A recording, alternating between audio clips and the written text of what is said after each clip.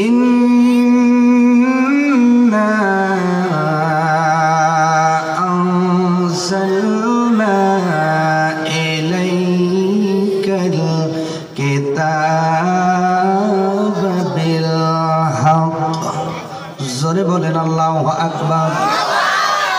আল্লাহ রাব্বুল আলামিন সূরা নিসার 105 নম্বর আয়াতের ভিতরে বলছেন, ও পৃথিবীর বান্দা বান্দি শোনো, আমার বন্ধুর উপরে যে কিতাবটা নাজিল করা হলো, আমার আল্লাহ তার নবীকে ইন্ডিকেট করে বললেন আনজালনা ইলাইকা।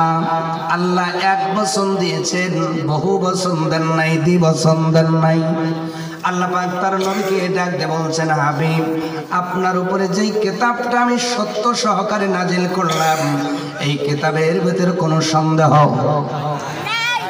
আওয়াজ বাড়িয়ে বলা লাগবে, কিতাবের ভিতরে কোনো ভুল, মিথ্যা, বানোয়াটি, নবীজি আপনার উপরে যেই কিতাবটা আমি আল্লাহ নাজিল করলাম সত্য দিয়া, এই কিতাবের ভিতরে কোনো ভুল নাই, এই কথা আমার নয়, রব্বে কারীম কোরআনে হাকিম আর প্রাম্বে সুন্দর করে দলিল দিয়ে বলছেন, যালিকাল কিতাবু লা রাইবা ফীহি হুদাল লিল মুত্তাকিন। পৃথিবীর মানুষ, এই কিতাবের ভিতরে ভুল নাই, সন্দেহ নাই, এটা পৃথিবীর কোন মানুষের জবান দিয়ে বাহির হয় নাই। এই কিতাব নাজিল করলেন যিনি, ওই রব্বে কারীম, আসমানের মালিক, জমিনের মালিক, সার্বভৌমত্বর ক্ষমতার অধিকারী নিয়ে জেনে বসে আছেন, ওই মালিক গ্যারান্টি দিয়ে বলছেন, দ্যাটস বুক, এই এমন একটা কিতাব যেই কিতাবের ভিতরে কোনো সন্দেহ নাই, ভুল নাই, এবং হুদাল লিল মুত্তাকিন। আর এই সন্দেহ মুক্ত কিতাবটা আমি আল্লাহ মুত্তাকিদের জন্য রাহাবার হিসাবে, পথ প্রদর্শক হিসাবে প্রেরণ করে দিয়েছি। আবার তাহলে কিতাব থেকেই জানলাম এই কিতাবের ভিতরে কোনো ভুল নাই। আর আল্লাহ এই উক্ত আয়াতের ভিতরে বলেন, এই কিতাবটা সত্য সহকারে আপনার উপরে নবীজি প্রেরণ করলাম। কেন? লিতাহকুমা বাইনান নাস, যেন আপনি এই কিতাবের মাধ্যমে মানুষের ভিতরে বিচার ফয়সালা করতে পারেন। সুবহানাল্লাহ। আরো জোরে। যারা কোরআনে বিচারের আয়াত খুঁজে পায় না, এমন অন্ধ আছে না? নাই?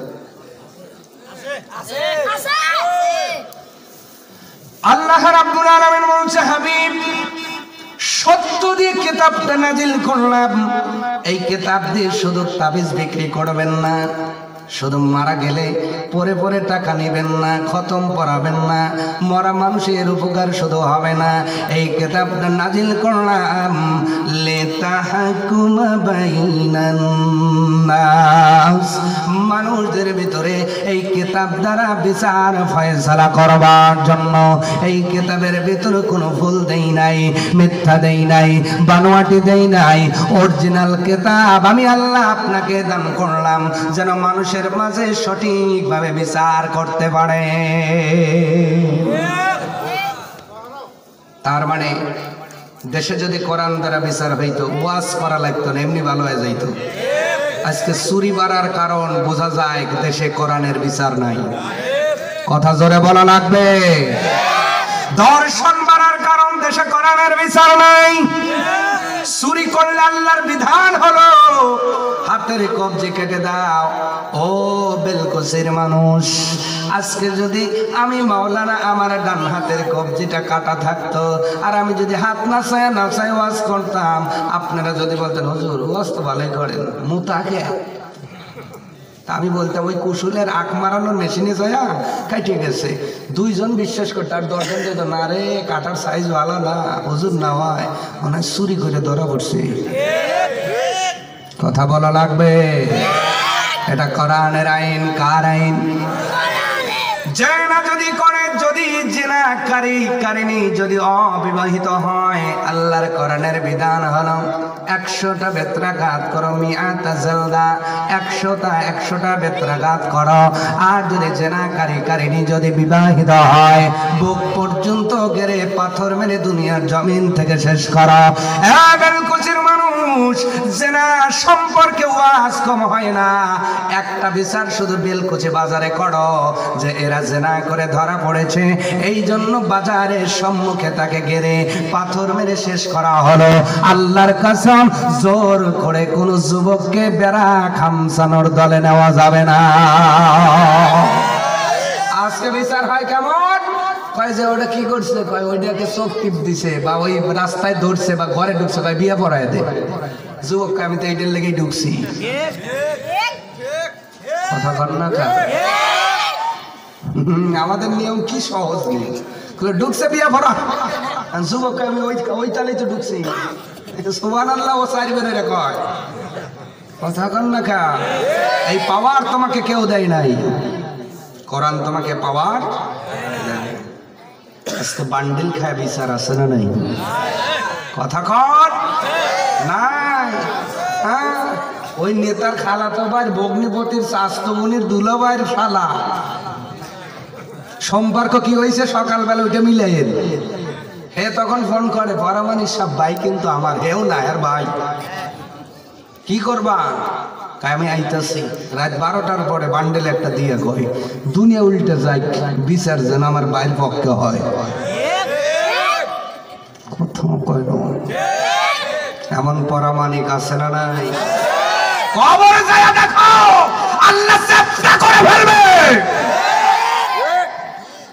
দুনিয়াতে তোমার দাড়ি দেখে মানুষ মনে হয় তুমি ফেরেশতার স্বাস্থ্য ভাই, তোমার টুপি দেখে মনে হয় আজরাইলের ফুবা, তোমার চলাফেরা দেখে মনে হয় কেবল জান্নাত থেকে বলাইছো, কিন্তু বাটপারের হেড।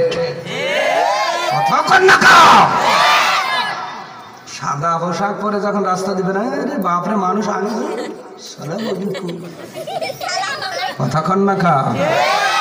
অথচ বিচার যখন করে বান্ডিল ছাড়া বিচার হয় না। আল্লাহকে কবরে আমি বান্ডিলে আমি বের করবো আগে। বিচার করা লাগবে কোরআন দিয়ে, বিধান কার, হুকুম কার? আল্লাহ রাব্বুল আলামিন সত্য দ্বারা কিতাব পাঠালেন, বিচার করবেন। আর কেন পাঠালেন এর কারণ অন্য আয়াতের ভিতরে আল্লাহ পাক বলেন, কিতাবুন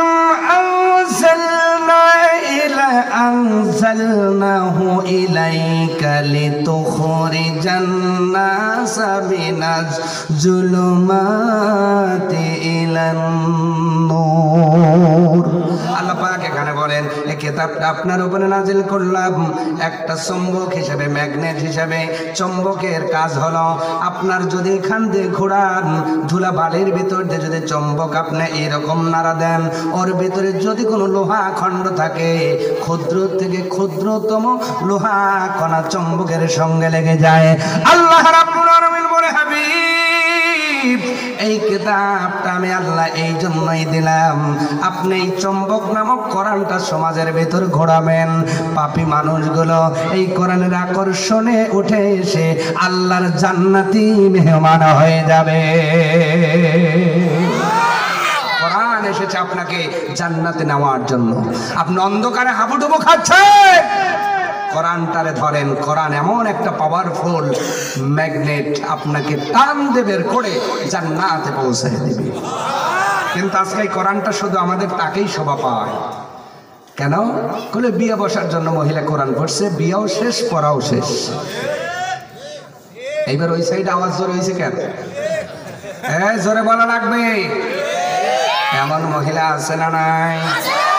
বিয়ে বসার জন্য কোরআন শরীফ হাতে নেয়, বিয়েও শেষ, পড়াও শেষ। বিয়ের আগে 10 দিন কোরআনের তালিম নেয়, আর বিয়ের পরে ডেশ লাইনের তালিম, বাটি লাইনের তালিম। কথা বলে না? সিরিয়ালে পাগল হলো সারা জামানা, সিরিয়ালে পাগল হলো।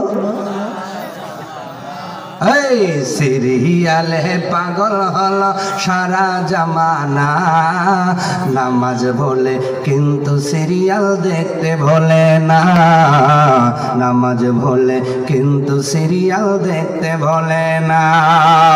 আমার নতুন ভাবি বাইকে ছাড়তে রাজি, আমার নতুন ভাবি বাইকে ছাড়তে রাজি, তবুও ভাবি সিরিয়াল দেখা ছাড়তে পারে না। এই জামানায় টিভি সারা তো টেকে না, টিভি সারা এই জামানায়।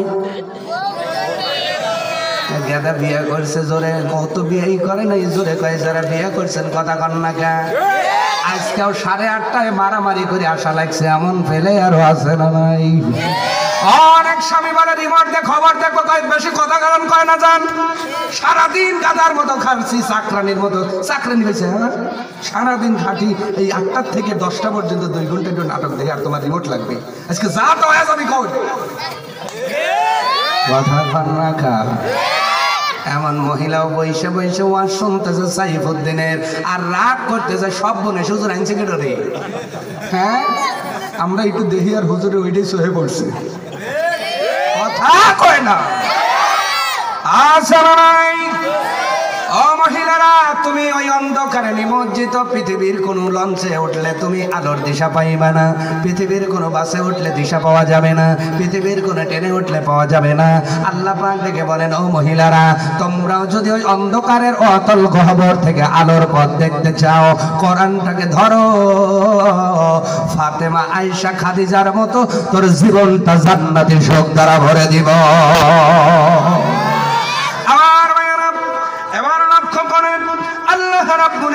বলছেন, ও নবীজি, আপনার উপরে যে কিতাবটা নাজিল করা হলো সত্য দ্বারা, এই কিতাব দ্বারা মানুষের মাঝে আপনি বিচার ফয়সালা করবেন, বিচার করবেন, বিচার করবেন, ফয়সালা দিবেন। কারণ হলো তোমাকে শিক্ষা দান করেছেন এবং তুমি বিশ্বাসঘাতকদের পক্ষে বিতর্ককারী হয় না। আয়াতের অর্থ হলো বিশ্বাসঘাতক যারা, এদের পক্ষে কোনো তর্ক করা যাবে। এতে আপনার ভাই হোক, চাচা হোক, ছেলে হোক, মেয়ে হোক, নিজের মা হোক, বাবা হোক, যদি বিশ্বাসঘাতক হয়, আল্লাহর কোরআন বলছে, ওয়ালা তাকুল্লিল খাইনিনা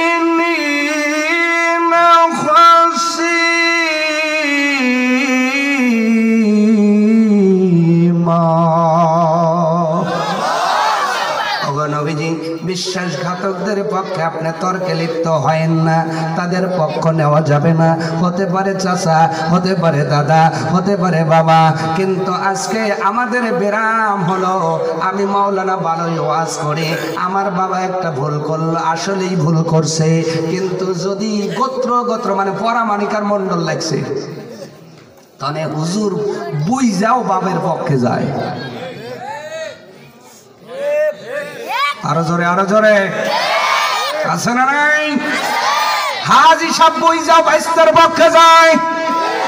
যদি এই পক্ষপাত দুষ্ট না হতো, সমাজের ভিতরে এত গন্ডগোল লাগতো।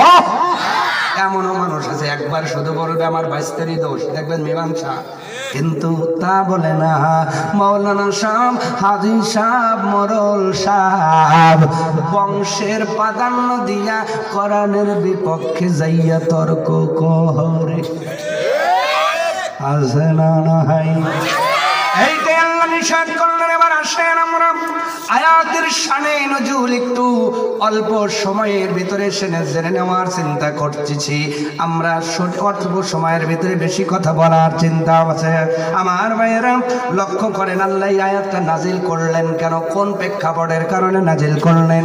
কারণ আয়াত তেলাওয়াতের পূর্বে সঠিক অর্থ, শানে নজুল, ব্যাখ্যা, বিশ্লেষণ এই সমন্বয় করলে আমাদের বুঝতে বড় সুবিধা হবে।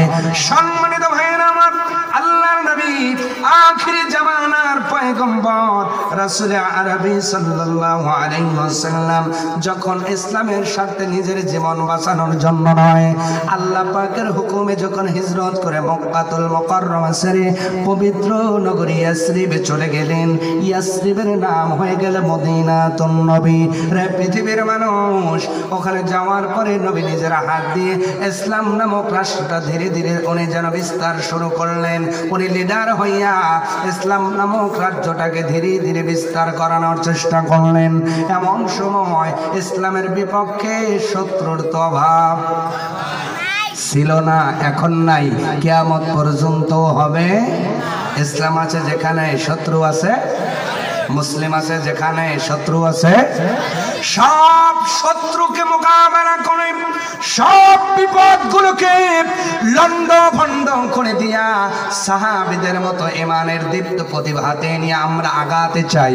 আল্লাহ আমাদের কবুল করুক। সকলেই মন খুলে বলেন আল্লাহুম্মা আমিন। আমার ভাইরা, এবার আল্লাহর নবী যখন মদিনাতুল মুনাওয়ারাতে গেলেন, এবার ওখানেও তো বাটপারের অভাব নাই। কথা বলেন, ভালো যে জায়গায় খারাপ সেই জায়গায়। নবীর জন্ম যেই রাষ্ট্রে, আবু জেহেলের জন্ম, মুসার জন্ম যেই জায়গায়, ফেরাউনের জন্ম, ইব্রাহিমের জন্ম যেই জায়গায়, নমরুদের জন্ম। তার মানে ভালো আছে যেখানে, খারাপও সবচেয়ে ভালো যেখানে, সবচেয়ে খারাপও সেখানে। আল্লাহর হাবিব মদিনায় এবার নবীর উপরে ধারাবাহিক কোরআনে কারিম নাজিল হওয়া শুরু করলো। এর ধারাবাহিকতায় কোরআন নাজিল হওয়া কন্টিনিউ আছে। এমন সময় একটা ঘটনা ঘটলো। আল্লাহর নবীর একজন সাহাবী, নাম তার কাতাদা ইবনে নুমান রাদিয়াল্লাহু তাআলা আনহু, উনি একটা যুদ্ধের বর্ম এবং সাথে কিছু অন্য কিছু সরঞ্জাম আদি নিয়ে একটা আটার বস্তার মধ্যে ভরে রেখে দিলেন। কিন্তু ওনার প্রতিবেশী যিনি ছিলেন, ওনার নাম হলো তুমা ইবনে উমাইরিক। এই তুমা ইবনে উমাইরিক হলো মুনাফিক। কি মুনাফিক? ও চিন্তা করলো, সাহাবী, আল্লাহ নবীর সাহাবীর জিনিসগুলো আমি চুরি করব। রাতের অন্ধকারে সব মানুষ যখন ঘুমায় যায়, তুবা ইবনে উমাইরিক সাহাবীর ঘরে ঢুকে ওই বস্তাটা চুরি করলো।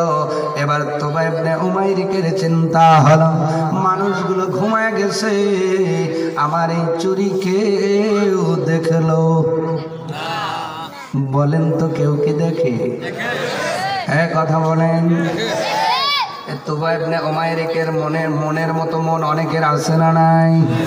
আজকে জালসার থেকে যাওয়ার সময় কাজে পাকিয়ে পেয়ারা ছিঁড়ে নিয়ে যাইব, ওরা চিন্তা করে আমি নিয়ে গেলাম, পকেট আমার বড়, কেউ দেখলো না। এ কথা খতনা খা। সামনে রোজার দিন রোজা রেখে হলুদ আর লাল কাপড়ের নিচে ওতে হোস্টেলের ভিতরে খাবে, আর ওরা চিন্তা করে আমার আল্লাহ বুঝই পর্দা ভেদ করে দেখে না। হ্যাঁ, আসতে হয়েছে কেন? দেখে দেখে দেখে। তাহলে সুদের বান্ডিল আল্লাহ দেখে না, ঘুষের ডয়র দেখে না, আইল ঠেলে যারা তাদের হাত দেখে না, ওজনে কম দিলে আল্লাহ দেখে না, দুধের ভিতরে পানি মিশাইলে দেখে না। ওয়াল্লাহু সামিউম বাসীর।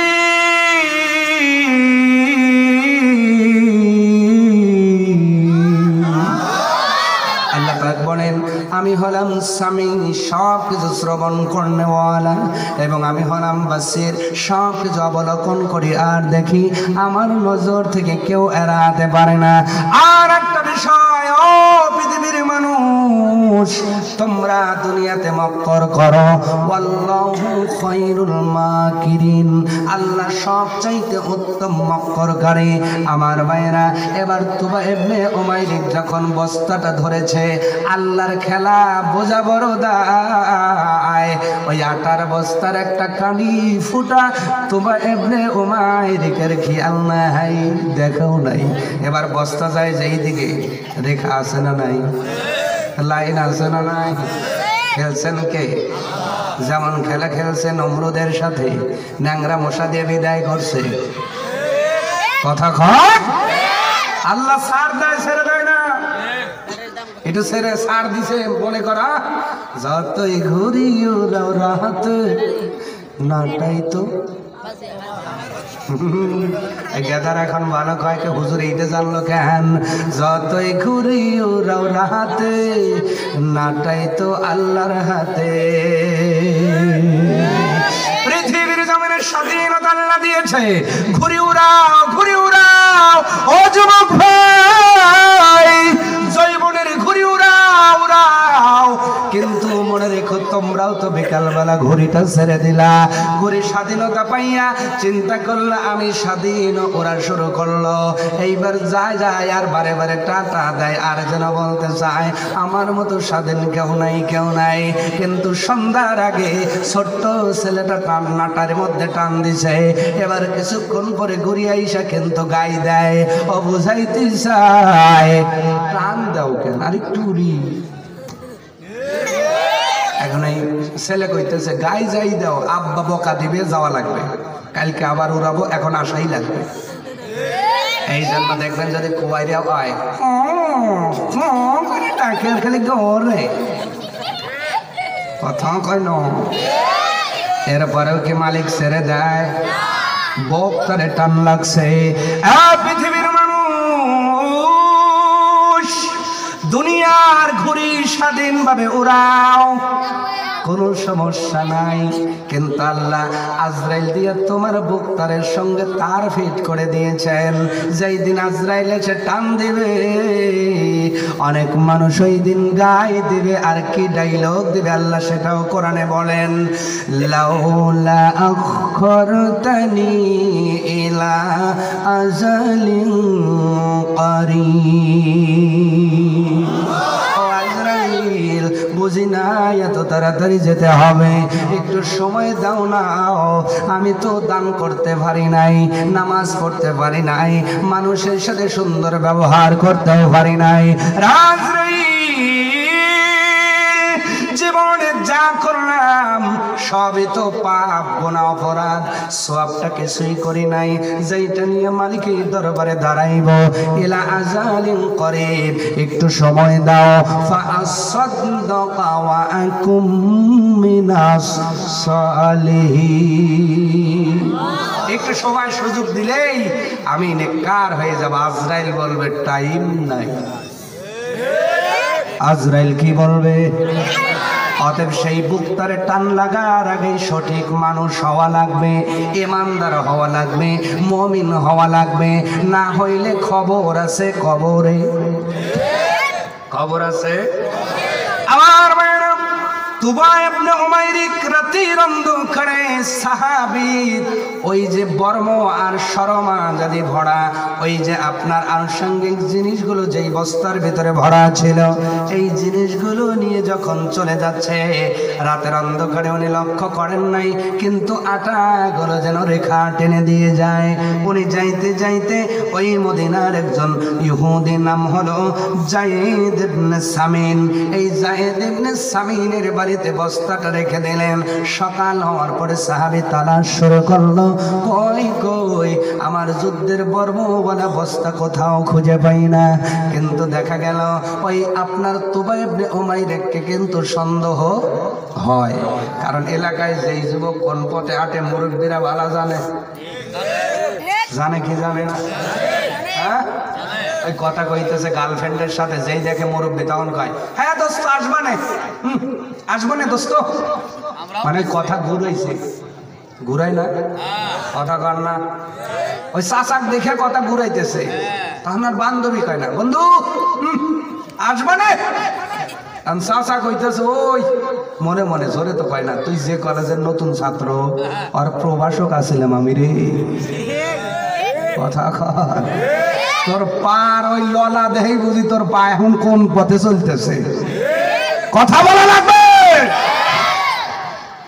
মুরব্বীদের এই হেক মাল্লা দিয়েছে কারণ একদিনের মুড়ো হয় নাই একদিনে দাড়ি পাকে নাই তোমার মতোই হাজারো পথ মারিয়ে তারা এসেছে তোমাদের মতো হাজারো চোরদের পথ মারিয়ে এসেছে তাদের বাস্তব সম্মুখীন হয়েছে ঠিক কিনা? আর চাচা দেখে তোমার রিংটোন পাল্টে যায়, চাচা দেখলে তোমার কথার বাস পাল্টে যায়। মনে করো কাকের মতো আমি লুকাইলাম আর আমি দেখলাম না, কাকও দেখলো না। বিষয়টা এমন নয়। আকল ম্যান আছে না নাই? বুদ্ধিমান আছে না নাই? আমার ভাইয়েরা, কি যেন বলতেছিলাম? আটার বস্তা। মাশাআল্লাহ, জিজ্ঞাসা করে দেখলাম যে এত রাতে আপনাদের মনোযোগটা সঠিক। সুবহানাল্লাহ। আটার বস্তা নিয়ে রাখছে, কিন্তু বস্তাটা নাই। কিন্তু সন্দেহ আছে এলাকায় কোন যুবক করতে পারে। সাহাবী কাতাদা ইবনে নোমান যে ডাইরেক্ট তোবা ইবনে উমাইর বলছে, তোমার কাজ না, তুমি রাত্রে মনকে আমার বাড়ি থেকে এটা চুরি করেছো, কারণ তোমার তো হাত সাফাইয়ের কিছু অভ্যাস। কিন্তু তোবা ইবনে উমাইর মুখের উপর একদম ঝাড়া যখন, আমি আল্লাহর ওলি। এমন চরিত্রের আছে না নাই? দোষও করবো আবার মুখও মুছবো, আছে না নাই? এরা হলো মুনাফিক। এরা কি ফিক? আর জোরে আমার ভাইয়েরা, তোমার নমায়ের এক মুহূর্তের ভিতরে কসম কাটলো আর দোহাই দিয়ে বলল আমি এটা কখনোই করতে পারি না। কিন্তু এবার তোবা ইবনে উমাইর যখন এই কথা বলল, সাহাবী কাতাদা ইবনে নোমান ঘরের ভিতরে যায় দেখে কি রে, বস্তা যেই জায়গায় ছিল ওই জায়গার থেকে যেন আটার কিছু দাগ দেখা যায়। এই আটার দাগ ধরে ধরে আল্লাহর নবীর সাহাবী ওই ইহুদি আপনার যায়েদ ইবনে সামিনের বাড়িতে উপস্থিত হয়ে গেছে। যা বলছে তোমার বাড়িতে আমার বস্তা কেন? এখন এই ইহুদি হলেও ও একটু সত্যবাদী, বলছে ভাই আমার কাজ না, এটা তোবা ইবনে উমাইর কইরা রাতে আমার বাড়িতে দিয়ে গেছে, ভাই আমার দোষ নেই। ইতিমধ্যে তোবা ইবনে উমাইর জাফর গোত্রের লোক, এই গোত্রের কিছু ঊর্ধ্বতম কর্মকর্তারা গিয়ে নবীর কাছে গিয়ে বলছে, ইয়া রাসূলুল্লাহ, তোবা ইবনে উমাইরের ব্যাপারে কিন্তু ষড়যন্ত্র চলছে, তাকে দোষী বানানোর চিন্তা চলছে। ওই যে ইহুদিটা ও কিন্তু এই মুসলমানদের ভিতরে ভেজাল লাগাবে, আপনি মেহেরবানি করে তার পক্ষে রায়টা দিয়েন না, পক্ষে আপনার তোবা ইবনে উমাইরের পক্ষে রায়টা দিয়েন। আল্লাহর নবী এই ওনাদের কথা শুনে, এত বড় বড় মানুষ গেছে, কথা শুনে রায়টা দিবেন, এমন সময় আল্লাহ আয়াত নাজিল করে বললেন, হাবিব খবরদার, খবরদার, যাচাই বাছাই না কইরা বিচার করা যাবে না। পৃথিবীর মানুষ জোরে বলা লাগবে, করা যাবে। নবীর চাইতে কোন মানুষকে আল্লাহ ভালোবাসছে নাকি? বলেন ভালোবাসেন না। সেই নবীকে আল্লাহ সতর্ক করলেন আয়াত দিয়া। আর আমি আপনি বিচার করি, কোনো বিচার নাই, কোনো তদন্ত নাই, উদার বুদ্ধির কি যেন বলে একটা, হ্যাঁ মাশাআল্লাহ, উদুর পিণ্ড বুদুর গারে, নির্দোষরা অন্ধকারে দোষগুলো। কথা আছে না নাই?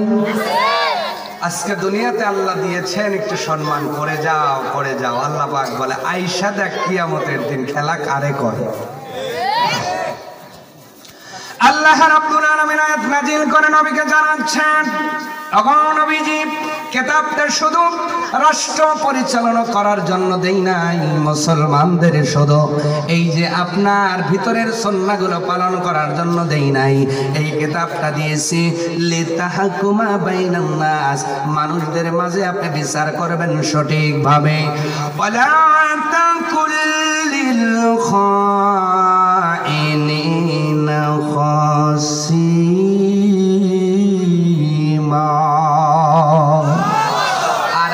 অবিশ্বাসীদের পক্ষ হয়ে ওকালতি কইরেন না, তাদের পক্ষ নিয়ে কথা বইলেন না। আয়াত নাজিল হয়ে গেল। আয়াত নাজিল হওয়ার পরে তোবা ইবনে উমাইরের চরিত্র ফুটে উঠল। জাফর গোত্রের বিরুদ্ধেও মানুষগুলো সচেতন হয়ে গেল। এবার তোবা ইবনে উমাইর ভুল করার পরেও নবীর কাছে যায় মাপ চান নাই, ক্ষমা চান নাই। আল্লাহ বলেন, তুবু ইলাল্লাহি তাওবাতান নাসুহা, আমি তো তওবার দরজা খুলে রাখলাম।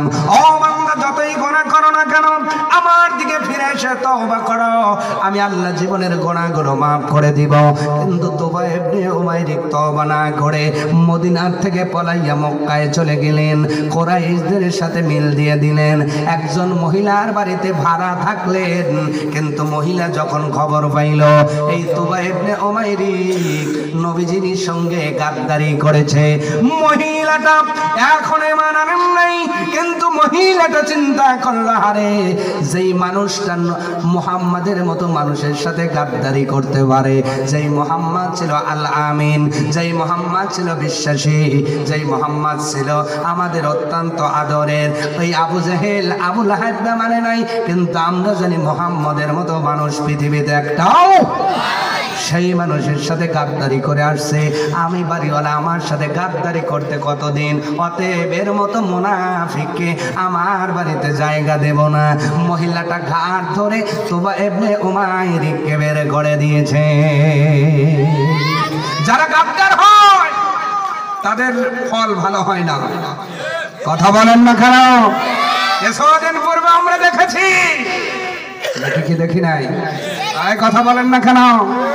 ওই যে সাদে মাল নাই, খুব বরাবর ছিল, শেষ কাণ্ডারে কোনো দেশেই জায়গা হয় না, যেখানেই যায় পরে এত একটু দামি মানুষ আপনার খেথা বালি সারা ছাদের শোলা ছাদের নিচে ঘুমান লাগে,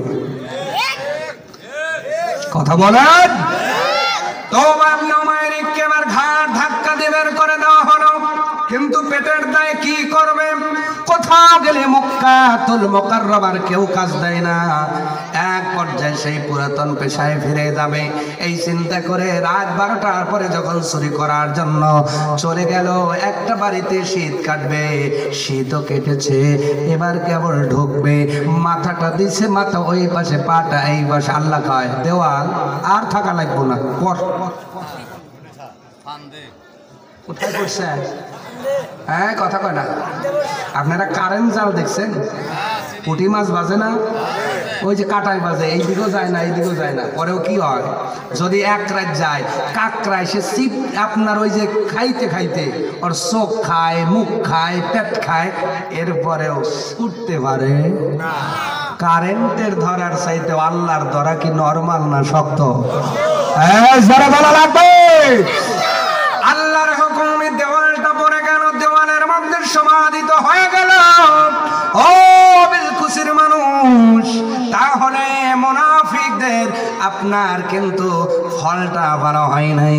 এই তোবা ইবনে উমাইরের কারণে আল্লাহ সূরা নিসার 5 থেকে 15 নম্বর আয়াত পর্যন্ত 11টা আয়াত আল্লাহ নাজিল করে দিয়েছেন।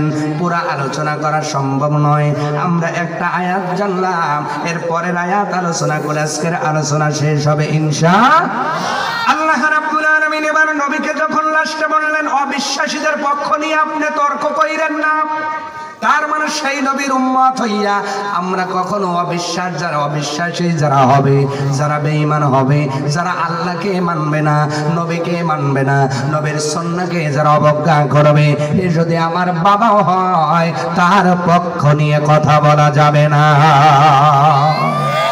কথা বলেন না কেন? কথা আমার নয়, সূরার নাম নিসা আয়াত নাম্বার 105 লাস্টের অংশে আল্লাহ পাক দিয়েছেন, যদি বিশ্বাস না হয় বাড়িতে কোরআন থাকলে আরবিটা না পারলেও বাংলা অর্থটা বইরে দেখেন। ও পৃথিবীর মানুষ, এবার আল্লাহ রাব্বুল আলামিন তার নবীকে ডাক দিয়ে বলছেন, নবী গো ভুল তো হতেই ছিল, ভুল তো হওয়ার পথে, অতএব যেহেতু ভুল করতেছিলেন কাফফারা কিছু দেওয়া দরকার। ওগো নবীজি আপনিও কাফফারা দিবেন, কাফফারাটা হলো আল্লাহর কাছে আস্তাগফির করেন, মাফ চান, ক্ষমা চান। সুবহানাল্লাহ বাজ্জা বইলেন। নবীকে আস্তাগফির করার আদেশ আল্লাহ পাক দিলেন। নবীর মতো ভালোবাসা কাউকে আল্লাহ পাক বাসবেন না।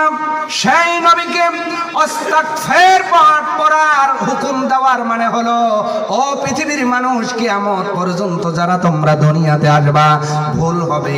আমরা তো ইনসান, ইনসান শব্দের অর্থ হলো নুসুন, ভুল করনেওয়ালা। আল্লাহর নবী ভুল করেন নাই। আমি এত বড় দষ্টতা দেখাইতে পারি না, কারণ আল্লাহর নবী মাসুম ছিলেন। আল্লাহ পাক বুঝাতে চাচ্ছেন, নবী হে, আপনি তো ভুল করার উপক্রম হয়ে গিয়েছিল, রায় তো দিবেন।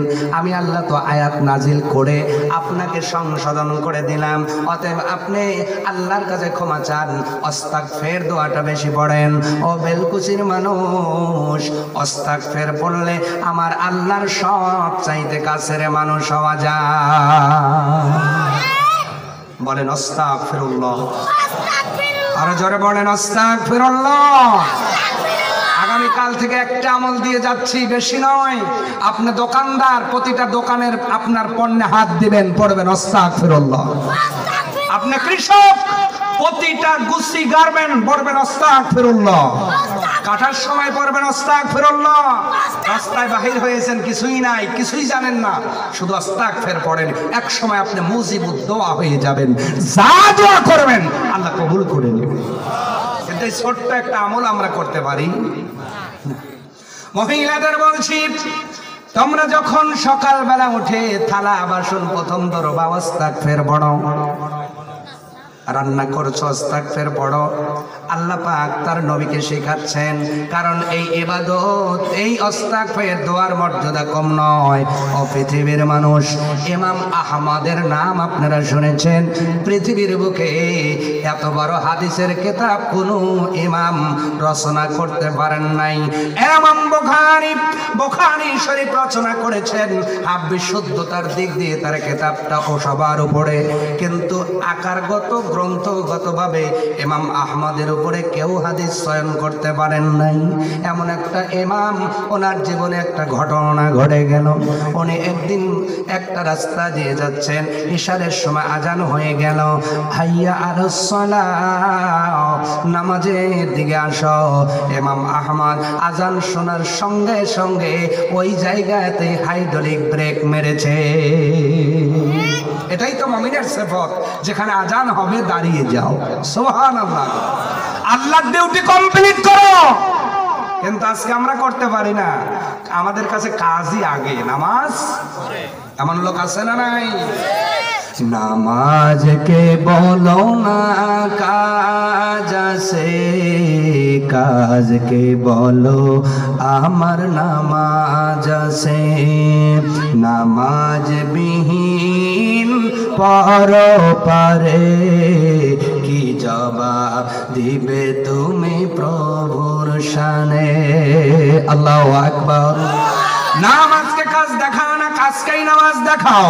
ও কাজ, ও কাজ, এখন মারা গেলে এই কাজ বন্ধ থাকবে না। কেউ না কেউ তোমার জমি আবাদ করবে, কেউ না কেউ তোমার দোকানদারি করবে, কেউ না কেউ তোমার ব্যবসা করবে, কেউ না কেউ তোমার ইমামতি করবে, কেউ না কেউ তোমার খতিবগিরি করবে, কেউ না কেউ তোমার বক্তাগিরি করবে, কেউ না কেউ তোমার ব্যবসা প্রতিষ্ঠান চালাবে। কথা বলেন। কিন্তু এখন মারা গেলে নামাজের আর উপায় থাকবে না, নামাজ পড়ার আর উপায় থাকবে না। ও পৃথিবীর মানুষ, ফিলিস্তিনের দিকে তাকাও। মসজিদ আছে, নামাজ পড়ার সময় নাই, সময় আছে কিন্তু উপায় নাই। না জানি কখন বোম্বিং হবে। একটা ভিডিও দেখলাম, একটা বৃদ্ধ বাবাজি নামাজ পড়বেন, এমন সময় ইসরায়েলের গুন্ডা বাহিনী যাইয়া নামাজের সেজদা অবস্থায় যখন দুইটা হাত ধরে ফেলেছে, ওই বৃদ্ধ মানুষের চেহারার ওই যে আপনার ওই অ্যাসোসিয়েট দেখলে বোঝা যায়, কপালটা ওরা জোর করে তুলবে, উনি তুলতে চান না। কপালটা যেন এদিক ওদিক ঘষাইতেছে, যেন বলতে চায়, মালিক রে, ইচ্ছা ছিল সেজদা দিয়ে খুশি করব, কিন্তু এই গুন্ডাগুলো ধরে নেওয়ার পর না জানি কতদিন আটকায় রাখবে, নামাজ পড়তে দেবে না। ও বাংলাদেশের মানুষ, এখনো বাংলাদেশে এমন পরিস্থিতি আসে নাই। তবে মনে রাখো, যদি ফিলিস্তিনের ভাইদের পক্ষে কথা বলতে না পারো, আর যদি তাদের পক্ষে দাঁড়াতে না পারো, আজকে ফিলিস্তিনের অবস্থা এমন হলে আগামীকাল তোমাদেরও হতে পারে। কথা বলেন না কেন? ফিলিস্তিন সম্পর্কে আমাদের সচেতন হওয়ার দরকার আছে না নাই? যতদিন বেঁচে আছি এক ওয়াক্ত নামাজ কাজা করব, জোরে বলেন ইনশাআল্লাহ। ইমাম আহমদ নামাজের জন্য দাঁড়া গেলেন, ইশার নামাজ পড়ে মসজিদের মোতোয়াল্লিকে ডাক দিয়ে বললেন, মোতোয়াল্লি রে, তুমি তো গেটটা লাগায় দিবা, কিন্তু আমি পথিক, আমার এখানে আত্মীয় স্বজন কেউ নাই, আমার তো পরিচিত কেউ নাই, আমি এই মসজিদের মধ্যে একটু থাকতে চাই, আমাকে যদি একটু অনুমতি দাও। এবার মোতোয়াল্লি ডাইকে বলে, না না পথিক, আমরা এই মসজিদে কাউকে রাত থাকার অনুমতি দেই না। চেনে নাই তো, চিনলে হয়তো বলতো না, বললে বলতো আমার বাড়িতে নিয়ে যাই। চেনে নাই, এত বড় আলেম ইমাম আহমদ, আল্লাহু আকবার। না বুঝে বলে ফেলেছে, কিন্তু ইমাম সাহেব পরিচয় দেন নাই, কারণ যারা যত বড় আলেম তাদের মোশন কম। কথা বলেন না কেন? আচ্ছা বলেন, বোয়াল বড়টা বেশি লাফায় না ফেসকে বোয়াল বেশি লাফায়? আমরা বলি নেসরি, নেসরে বোয়াল, স্যাপ খাকে বোয়াল। দেখবেন ওইগুলোর লাপের ঠেলায় সবাই যায় না, ভিতরে যদি জালের পরে ভিতরে ধরা পড়ে 10টা লাভ দেখে মনে হয় 30টা। আর যেগুলা বিগ বিগ, ওইগুলো আস্তে আস্তে আস্তে আস্তে খালি চলে আর খালি দেয়। 60 একটাই দেবো, বাদাই ফাটাই ছাড়বো। কথা কন। এই জন্য আলেম যারা ভার আলেম, বুদ্ধিমান আলেম, জ্ঞানী গুণী আলেম, এই যে কিছুদিন পূর্বে একজন আলেম অসুস্থ হয়ে গেলেন, দেশ বরণ্য আলেম, যিনি মাজলিসুল মুফাসসিরিনের সভাপতি, সুযোগ্য সভাপতি, আপনার একজন আল্লামা লুৎফর রহমান সাহেব, এত বড় মাপের একজন আলেম স্ট্রোক করেছেন। একবার দুদক বাহিনী ওনার বাড়িতে তথ্য নিয়ে গিয়েছিল, এত বড় আলেম 30 বছর ওয়াজ করে, আর কম পক্ষে নাও দিলে 20-30 হাজার টাকা দেয়। দুদককে কে জানি খবর দিয়েছে যে হুজুর তালি 30 বছর ওয়াজ করছে, এই টাকা দিয়ে না জানি কি করছে। দুদক ইনফরমেশন নিয়ে চলে গেছে বাড়ির ভিতরে, গেটের ভিতরে যাই তো আশ্চর্য হয়ে গেছে, কিরে 30 বছর যাবৎ প্রতিদিন করে যদি 20,000 করে ও কামাই করে, ক্যালকুলেটর দিয়ে হিসাব করেন, কিন্তু যা দেখে গেটই নাই। সুবহানাল্লাহ।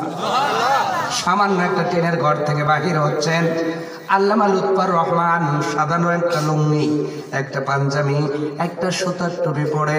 এবার সালাম দেওয়া হলো, দুদকের লোকগুলো বললো, আপনি কি আল্লামা লুৎফর রহমান? বলে জি। কেন? ইনফরমেশন সাথে মেলে না, যে ইনফরমেশন ফোন দিয়া অফিসার গুলো গাও দিছে, ইনফরমেশন কি দিস কারণ আমার চাঁদে পাঠাবো। যাই কই হুজুরকে তো কিছু বলা লাগবে, আশা লাগবে। ওখানে ফোনে সারি টারি দিয়ে বলছে, হুজুর আপনি আল্লামা লুৎফর রহমান, আপনার লাইফ হিস্টোরি আর এই ইকোনমিক্যাল স্ট্রাকচার মেলে না তো। আল্লামা লুৎফর রহমান বলছেন, আমি জানি আপনারা কেন এসেছেন, তাহলে এবার আসেন আমার সাথে, আসেন, আমি টাকা কোথায় রেখেছি দেখাবো।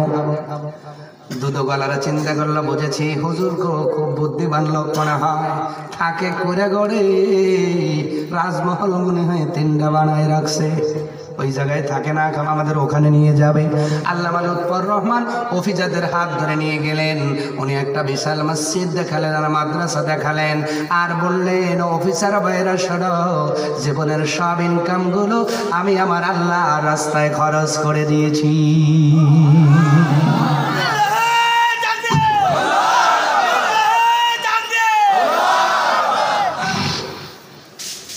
আল্লাহর রাস্তায় খরচ করেছেন, সেই মানুষটা এখন স্ট্রোক করে, উনিও আইসিইউতে ভর্তি। আজরাইল ওনাকেও ছেড়ে দেয় নাই, ছেড়ে দেবে না, আপনাকেও ছেড়ে দেবে। আপনি মানেন আর না মানেন, পথে আসেন আর না আসেন, আল্লাহ পাক বলে সোজা করার 2টা পথ, একটা কোরআন দিয়ে আর একটা হাতুড় দিয়ে। কার কথা?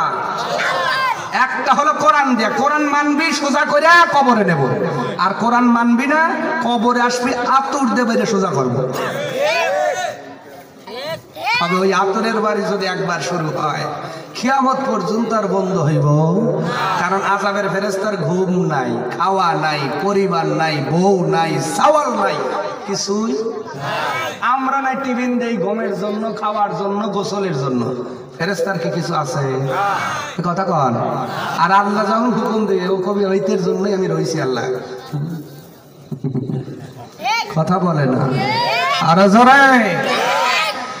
এই জন্য বলছি যারা ভালো আলেম যোগ্য আলেম তাদের লেবাস দেখে বোঝা যায় না। আমাদের মতো যেগুলো ওই যে স্যাপটাকে বোয়াল জ্ঞান কম লাভ বেশি। আমার দেই বলছি চেহারা দেখে তো মনে হইতে নবী আলাইহিস সালাম, পোশাক দেখে টুপি দেখে মনে হয় কি না জানি কি। খবর নিয়ে দেখবেন হুজুরের পাশে এখনো চলতেই পারে নাই। কথা কন। এমন আলেমগুলো আজকে চেয়ারে বসে কথা বলে যাচ্ছে দিদার।